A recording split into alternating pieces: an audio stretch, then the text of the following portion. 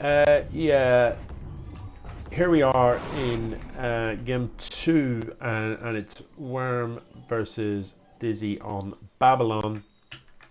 Um, in the last game, we saw a build from Dizzy that the like of which I have never seen before, and I've watched quite a lot of StarCraft. I've played a lot of games of StarCraft, and I've watched a lot of games of StarCraft, and I have never seen that many spine crawlers in anybody's members. Um, and what we discovered is the reason for that. It's rubbish. Is the reason for that. That's why the pros aren't doing that, because it's a silly thing. So this time, this looks much more sensible. It is hatch first into pool. And this is a good thing. Dizzy, for some reason though, with idle larvae, just not building anything with them. Not really sure why. I don't like what is it that you are doing right now.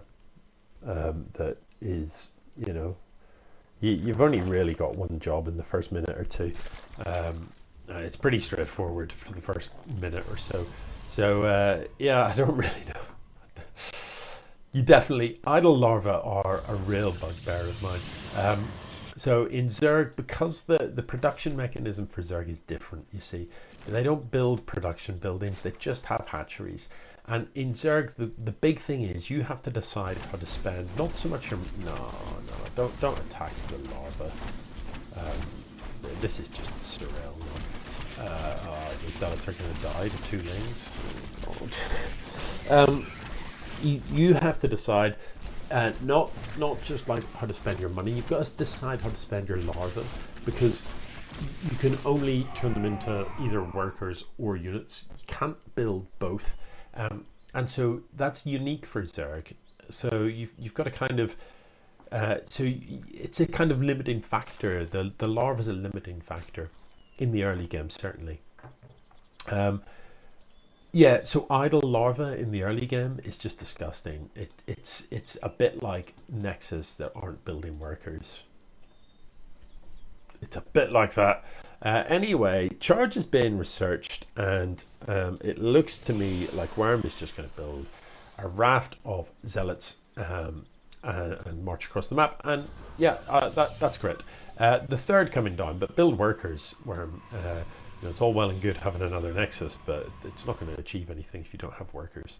You got to be building the workers. There's a robo here as well. The observer is going to fly across the map. We'll see what it sees momentarily.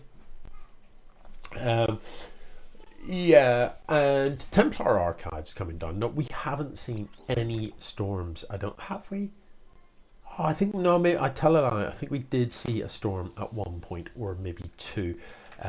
But storms can be fantastic. They are a splash damage effect. It has an area of effect and it does damage over time. So storms can be really good against light units, really good against lings, really good against anything that clumps together, and really good against marines. Storms are just good things in general. Can even be quite good against flying stuff, brilliant against a flock of mutalisks and stuff like that as well. So Charged Zealots tread so disgustingly well against lings, so well. So now that the pool is dead, Dizzy has no method for building anything but workers, and is therefore not going to be able to defend against these Zealots, and it is GG. So it is Wyrm that takes that 2-0.